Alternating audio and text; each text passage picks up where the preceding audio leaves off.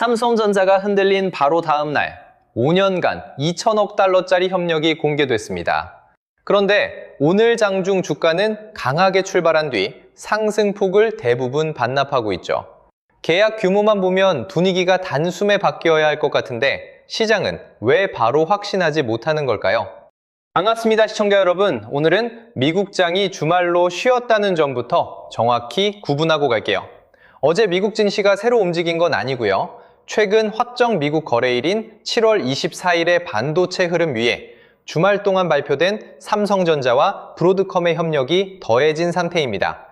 여기에 이번 주 실적 발표까지 이어지는 만큼 지금 시장이 무엇을 기대하고 무엇을 아직 의심하는지 삼성전자 관점에서 편하게 풀어보겠습니다. 장중 삼성전자는 25만 1,750원 선에서 움직이고 있어요. 직전 거래일보다 0.9% 오른 가격입니다. 이게 무슨 뜻이냐면요. 주말에 나온 대형 협력 소식이 일단 하락 충격을 완화하고는 있지만 시장의 판단을 완전히 뒤집을 정도로 강한 반응은 아직 아니라는 얘기예요. 아침에 이 정도 계약이면 바로 크게 올라야 하는 것 아닌가 생각하셨을 텐데요. 뉴스의 크기와 오늘 당장 확인되는 이익 사이에는 거리가 있기 때문입니다. 실제로 오늘 첫 거래는 25만 7천원에서 시작됐지만 이후 25만원 부근까지 밀렸어요. 직전 거래일에는 24만 9,500원까지 내려오며 77.59% 급락했죠. 이게 무슨 뜻이냐면요. 강한 호재가 나와도 직전 거래일에 커진 경계심이 한 번에 사라지지는 않았다는 겁니다. 초반 상승이 줄었으니 뉴스가 별것 아닌가요? 라고 물으실 수 있는데요. 그렇게 단정하기도 이릅니다. 아직 정규장이 진행 중이고 뉴스의 사업 가치를 평가하는 과정도 이제 시작됐거든요. 직전 거래일의 충격은 삼성전자만의 문제로 보기는 어려웠어요. 중동 긴장과 국제 유가 급등으로 국내 증시의 변동성이 커졌고 코스피와 코스닥에는 매도 사이드카가 발동됐습니다. 미국의 최근 확정 거래일에도 필라델피아 반도체 지수가 4.3% 하락했고 마이크론은 7% 밀렸죠. 삼성전자만 따로 무너졌다기보다 국내외 위험 회피와 반도체주 조정이 겹친 날이었다는 해석이 더 자연스럽습니다. 그렇다고 모든 하락을 시장 탓으로 돌리고 넘어가면 안 돼요. 최근 닷새로 범위를 넓히면 필라델피아 반도체 지수는 0.6%, 마이크론은 6.4% 상승해 있었거든요. 하루의 충격은 컸지만 인공지능 반도체에 대한 기대가 기간 전체에서 무너졌다고 볼 정도는 아니었습니다. 여기서 오늘의 핵심이 나옵니다. 삼성전자가 반도체 업종의 단기 충격을 이겨내려면 단순히 좋은 계약을 발표하는 데서 끝나지 않고 그 계약이 기존 약점까지 보완한다는 확신을 줘야 해요. 주말에 발표된 협력 규모는 향후 5년간 2천억 달러, 우리 돈 약 290조 원입니다. 삼성전자가 브로드컴에 차세대 고대역 폭메모리를 공급하고 인공지능 칩 생산을 위한 파운드리와 첨단 패키징까지 함께 협력하는 내용이에요. 숫자가 워낙 크다 보니 이 금액이 삼성전자 매출로 그대로 들어오는 건가요? 라는 질문이 바로 나오죠. 답은 조심해서 봐야 한다는 겁니다. 협력의 전체 규모와 특정 연도에 인식되는 매출, 실제로 남는 이익은 같은 숫자가 아니거든요. 이번 뉴스에서 가장 먼저 봐야 할 변화는 HBM4와 HBM4E 같은 차세대 고대역 폭메모리입니다. 브로드컴은 고객이 원하는 용도에 맞춰 인공지능용 주문형 반도체를 설계하는 기업이고요. 삼성전자가 이 생태계에 차세대 메모리를 장기간 공급한다면 일반 메모리 시황에만 의존하지 않고 고부가 제품의 고객 기반을 넓힐 수 있습니다. 시장이 원하는 것도 바로 이 부분이에요. 메모리 가격이 오르기만 기다리는 회사가 아니라 인공지능 투자 확대 속에서 고객과 제품을 미리 확보하는 모습을 보고 싶은 거죠. 왜 그런지 아세요? 일반 메모리는 업황이 좋아지면 많은 기업이 함께 수혜를 받을 수 있지만 차세대 고대역폭 메모리는 고객의 칩과 성능을 맞추고 검증을 통과해야 공급 관계가 만들어지기 때문이에요. 한 번의 판매보다 고객의 다음 제품 개발 일정에 들어가는 것이 더 중요합니다. 이번 협력이 계획대로 진행되면 삼성전자는 브로드컴의 차세대 인공지능 칩이 바뀔 때마다 새로운 메모리 공급 기회를 함께 논의할 수 있어요. 장기 공급 계약이 주는 의미도 여기에 있습니다. 다만 공급 기회가 곧바로 높은 수익성을 뜻하지는 않아요. 실제 이익은 제품 가격뿐 아니라 생산 시기와 물량, 정상 제품이 나오는 비율, 고객이 요구하는 사양을 얼마나 안정적으로 맞추는지에 따라 달라집니다. 쉽게 말하면요, 큰 단체 주문을 확보했더라도 손님이 언제 몇 명씩 오고 재료비가 얼마나 드는지에 따라 식당에 남는 돈은 달라지잖아요. 이번 계약은 큰 주문의 범위를 확보했다는 점에서 의미가 있지만 높은 이익률은 앞으로 생산 과정에서 증명해야 합니다. 여기서 파운드리 협력이 중요해져요. 삼성전자는 이 나노 이하 첨단 공정을 활용해 브로드컴의 차세대 인공지능 반도체 생산에도 협력할 계획입니다.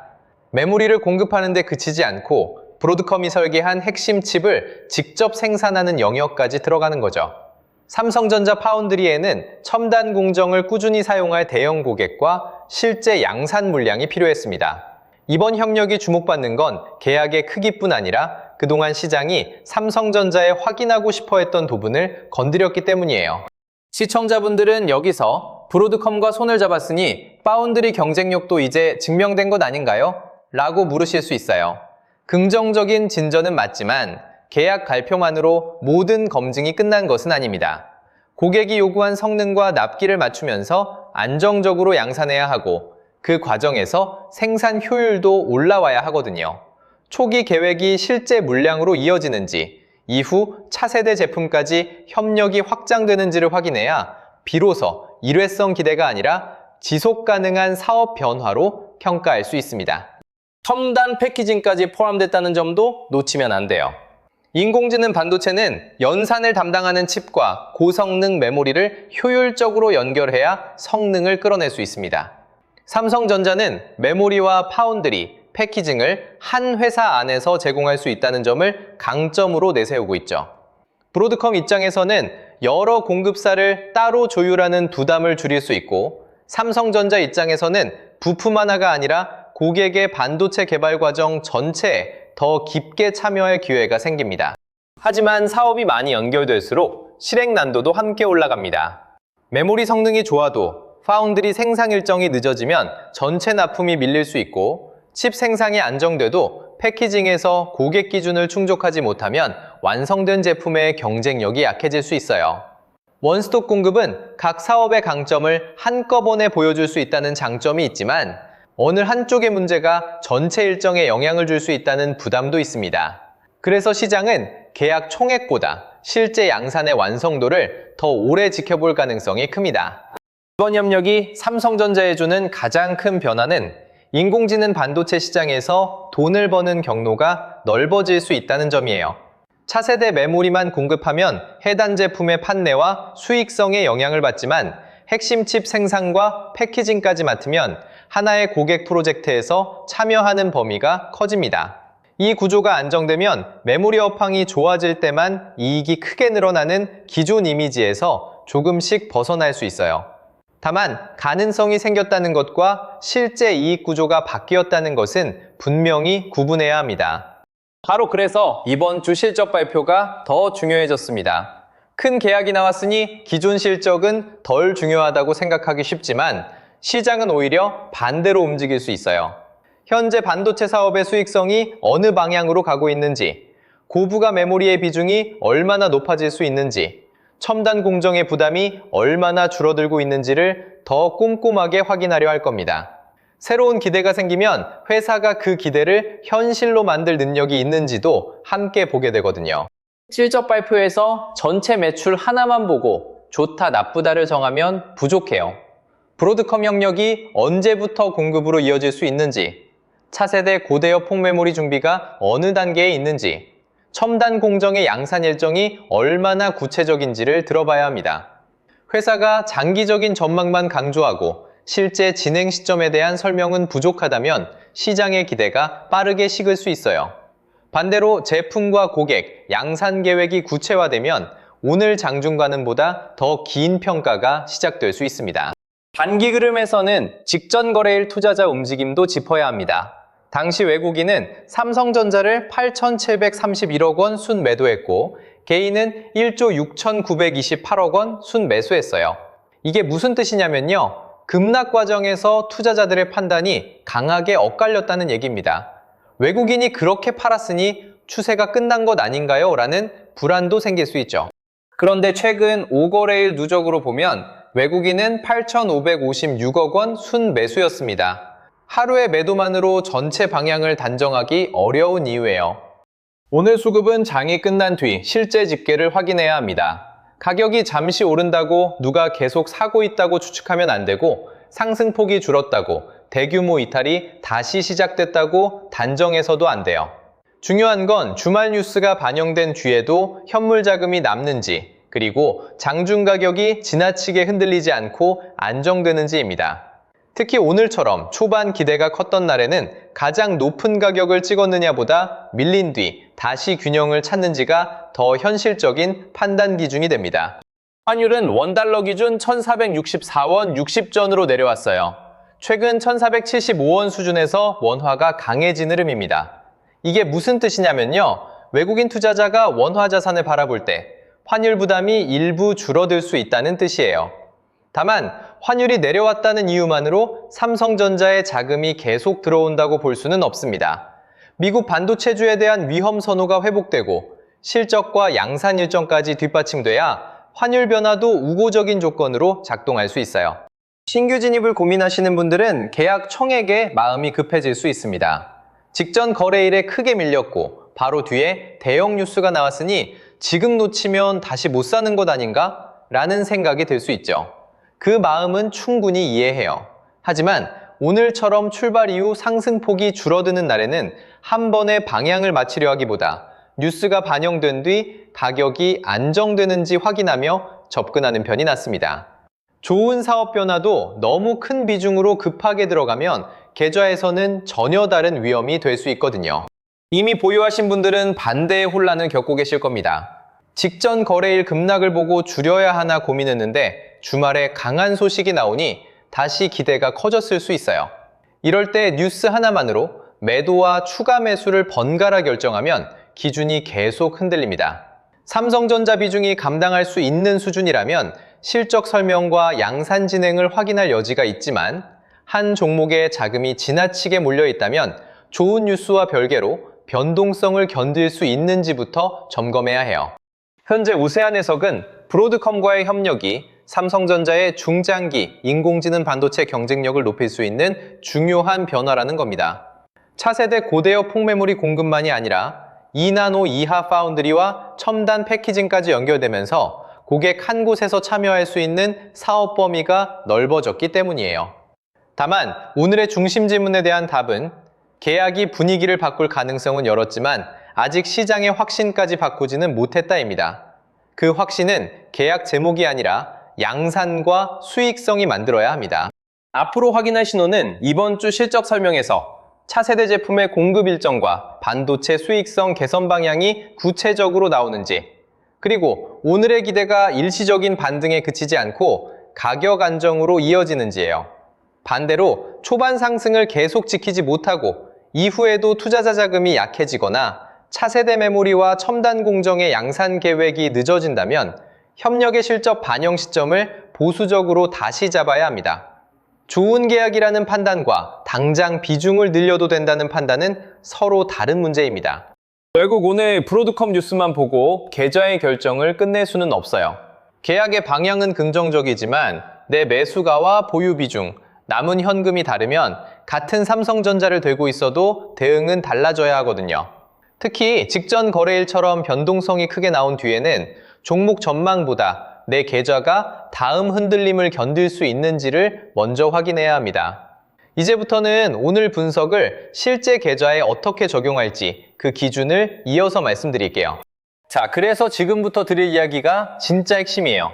지금 뭘 해야 할지 모르겠는 분들, 특히 주식 투자를 시작한 지 얼마 안 된 분들은 여기부터 꼭 집중해 주세요. 현재 시장을 보면 돈이 레버리지 상품 쪽으로 과하게 몰려 있습니다.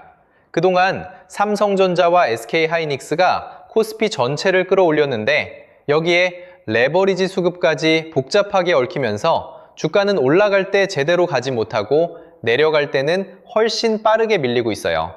이럴 때 가장 위험한 생각이 뭔지 아세요? 이렇게 많이 떨어졌으니까 조금만 기다리면 다시 오르겠지. 바로 이 생각입니다. 제가 썸네일을 조금 자극적으로 만들고 제목도 강하게 삼는 이유가 있어요. 좋은 이야기를 하면 사람들이 찾아서 봅니다. 그런데 조심해야 한다거나 지금 위험하다는 이야기를 하면 잘 보지 않아요. 보고 싶은 것만 보고 듣고 싶은 이야기만 들으려고 하죠. 하지만 주식시장은 내가 보고 싶은 방향으로만 움직여주지 않습니다. 지금 내 종목이 어디에 있고 내 계좌가 얼마나 위험한 상태인지 현실부터 제대로 봐야 해요. 그래야 손실이 더 커지는 걸 막고 다음 기회가 왔을 때 움직일 수 있습니다. 지금 기업들의 실적이 갑자기 무너진 건 아니잖아요. 반도체 전망도 여전히 살아있고 좋은 소식도 계속 나오고 있습니다. 그런데 주가는 어떻습니까? 좋은 뉴스가 나와도 하루를 버티지 못하고 다시 떨어져요. 잠깐 반등하나 싶으면 매물이 쏟아지고 이제 바닥인가 싶으면 또 저점을 깨버립니다. 조금이라도 주식을 해보신 분들이라면 지금 시장이 정상적으로 움직이고 있지 않다는 걸 느끼실 거예요. 이런 장에서 기업 하나만 믿고 계속 버티는 건 위험합니다. 좋은 회사와 지금 당장 주가가 오르는 회사는 다르거든요. 회사가 아무리 좋아도 시장에서 다시 사주는 돈이 들어오지 않으면 주가는 계속 눌릴 수 있습니다.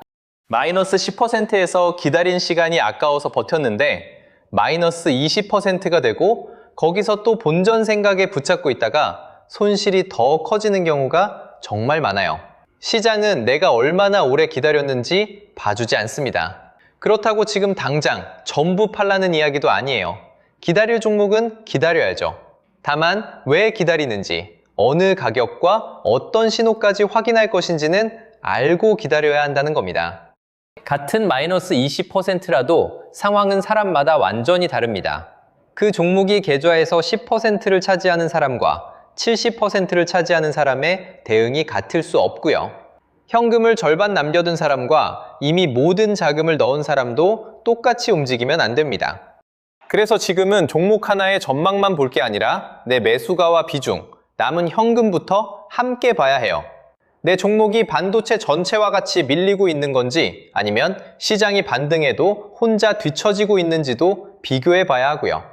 외국인이 선물만 잠깐 사고 빠지는 건지 현물까지 함께 사들이기 시작했는지, 프로그램 매수가 장중에만 들어왔다가 사라지는지 종가까지 남아있는지, 거래대금이 붙으면서 올라오는 반등인지 거래도 없이 잠깐 피어오른 건지도 확인해야 합니다. 하루 올랐다고 하락장이 끝난 게 아니에요. 이런 변화가 함께 나타나야 그때부터 시장이 조금씩 달라지고 있다고 볼 수 있는 겁니다. 그런데 이걸 매일 혼자 확인하기가 쉽지 않죠. 외국인 수급을 보라는데 어디에서 봐야 하는지 모르겠고 프로그램 매매와 거래대금을 확인해도 그 숫자가 좋은 건지 나쁜 건지 판단하기 어렵습니다. 거기에 내 종목까지 계속 떨어지고 있으면 마음이 급해져요. 지금이라도 팔아야 하나 아니면 조금 더 사야 하나. 영상을 계속 찾아봐도 사람마다 말이 다르니까 오히려 더 혼란스러워지고요. 그래서 제가 지금 같은 장에서 뭘 먼저 확인하고 어떻게 대응해야 할지 막막한 분들을 위해 몇 가지 자료를 준비했는데요. 당장 하락이 더 나왔을 때 무엇부터 확인해야 하는지, 어느 신호까지는 기다려볼 수 있고 어떤 변화가 나타나면 비중을 다시 살펴봐야 하는지를 하락장 대응 가이드에 담아두었습니다. 그리고 그 기준을 내 계좌에는 어떻게 적용해야 할지 고민되는 분들을 위해 보유 종목 무료 진단도 함께 준비했어요. 보유 종목과 매수가, 현재 손익과 비중을 바탕으로 한 종목에 돈이 너무 많이 몰려있지는 않은지, 시장보다 유독 약하게 움직이는 종목은 무엇인지, 지금 계좌에서 어떤 종목부터 살펴봐야 하는지 확인하실 수 있습니다. 종목마다 똑같이 물을 타거나 한꺼번에 팔기 전에 기다려볼 종목과 반등이 왔을 때 비중을 살펴볼 종목부터 나눠보자는 겁니다. 현재 계좌를 어느 정도 점검했다면 그 다음에는 시장이 돌아섰을 때를 준비해야겠죠. 개별 종목에 다시 큰 돈을 넣기가 부담스러운 분들을 위해 반도체 ETF 매매 정보도 정리해 두었습니다. 같은 반도체 ETF처럼 보여도 삼성전자 비중이 높은 상품이 있고 SK하이닉스 움직임을 더 크게 따라가는 상품도 있어요. 북미 반도체 전체에 나눠 투자하는 상품도 있고요. 각 상품이 무엇을 담고 있는지, 변동성이 큰 지금은 어떤 흐름을 확인한 뒤 관심을 높여야 하는지 비교해서 보실 수 있습니다. 하락장이 끝난 뒤 시장의 돈이 먼저 향할 만한 후보도 미리 살펴볼 수 있도록 하락장 종료 후 급상승 히든 종목 자료까지 함께 준비했습니다. 그냥 많이 떨어져서 싸 보이는 종목을 모아둔 건 아니에요. 시장이 흔들리는 동안에도 실적이 유지되고 있는지, 외국인과 기관의 자금이 완전히 빠져나가지는 않았는지, 같은 업종 안에서 상대적으로 잘 버티고 있는지를 보고 추려낸 후보들입니다. 시장이 돌아선 뒤 이미 급등한 종목을 뒤늦게 따라가지 않으려면 하락이 끝나기 전부터 이런 종목들을 보고 있어야 하거든요. 다만 자료를 한번 확인했다고 시장이 그대로 멈춰 있는 건 아니잖아요. 오늘까지 버티던 가격이 내일 무너질 수도 있고, 계속 팔던 외국인이 갑자기 현물과 선물을 함께 사들이기 시작할 수도 있습니다. 그래서 그날그날 달라지는 시황과 가격 변동성까지 이어서 확인할 수 있도록 주도주 알림센터도 같이 열어두었습니다. 레버리지로 꼬였던 수급이 조금씩 풀리는지, 외국인 자금이 다시 들어오는지, 반도체에서 빠져나온 돈이 어느 업종으로 향하는지를 시장 변화에 맞춰 살펴보실 수 있어요. 여기까지 말씀드린 자료들 100% 무료로 여러분들께 공유 드릴 겁니다. 자료 보시는 방법 정말 간단하고요. 우선 채널 구독과 영상 좋아요 한 번씩 꾹 눌러주세요. 그리고 영상 아래 설명란 링크나 고정 댓글에 있는 링크를 누르면 신청 페이지가 나오는데요. 원하시는 자료를 눌러주시고 간단한 정보만 입력해 주시면 완료가 됩니다. 다른 채널들처럼 신청하시면 연락드리겠다, 순차적으로 자료를 보내드리겠다, 이런 식으로 말하면서 자료도 안 주고 연락도 안 주는 채널이 있는 것 같은데요. 저는 여러분들이 신청을 끝내는 순간 바로 무료 자료가 열리고요. 앞에서 말씀드린 하락장 대응 가이드와 보유 종목 무료 진단, 반도체 ETF 매매 정보와 히든 종목 자료를 그 자리에서 바로 확인하실 수 있게 만들어 놨습니다. 지금 보유 종목이 가장 걱정된다면 내 계좌부터 점검해 보시고요. 추가 하락에 어떻게 대응해야 할지 막막하다면 하락장 대응 기준부터 살펴보시면 됩니다. 이후 시장이 돌아섰을 때를 준비하고 싶다면 반도체 ETF와 히든 종목 자료까지 이어서 확인하시면 되고요. 신청할 때 남겨주신 연락처로는 이후 외국인 수급이나 가격 변동성에 중요한 변화가 나타났을 때 주도주 알림센터 이용 방법과 필요한 시장 안내를 전달해 드립니다. 그러니까 지금 필요한 자료는 신청한 자리에서 바로 확인하고요. 내일 이후 달라지는 시장 흐름은 알림센터를 통해 계속 이어서 살펴보실 수 있는 구조예요. 자, 여러분들, 이미 발생한 손실을 없었던 일로 만들 수는 없습니다. 하지만 여기서 계속 아무런 기준 없이 기다릴지, 아니면 내 계좌부터 확인하고 다음 대응을 준비할지는 지금 결정할 수 있어요. 계좌를 열 때마다 뭘 해야 할지 몰라 답답하셨다면 이번에도 언젠가는 오르겠지 하고 그냥 넘기지 마세요. 내 종목을 왜 계속 가져가는지, 어디까지 기다릴 건지, 반등이 나왔을 때는 어떻게 할 건지 지금부터 하나씩 확인해 두셨으면 좋겠습니다. 오늘의 핵심은 브로드컴 협력이 삼성전자의 가능성을 넓혔지만 그 가치는 차세대 메모리와 첨단 공정의 양산 수익성이 증명해야 한다는 겁니다. 오늘도 함께 해주셔서 감사합니다. 다음 영상에서도 삼성전자의 중요한 변화가 나오면 쉽고 빠르게 전해드리겠습니다.